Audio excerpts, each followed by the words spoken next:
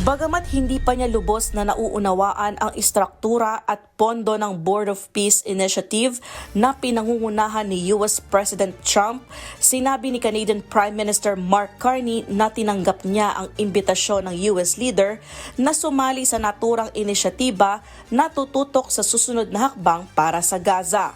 Ngunit nananatiling hindi malinaw kung para saan ang umano'y $1 billion permanent membership fee na kaakibat ng naturang konseho. Sa panayam sa Doha, Qatar nitong linggo, sinabi ni Carney na tinalakay sa kanya ni Trump ang ideya ilang linggo na ang nakalipas. Binigyang diin din ni Carney ang mga kondisyon para sa paglahok ng Canada, partikular ang pagkakaroon ng tuloy-tuloy na daloy ng pondo para sa humanitarian aid para sa Gaza. Nilinaw naman ng isang Canadian official na hindi sila magbabayad para sa isang upuan sa board at hindi rin humihingi ng pera ang Amerika. Dagdag pa ng opisyal na nanatiling draft ang charter ng konseho at patuloy pang pinaplansya ang mga kondisyon.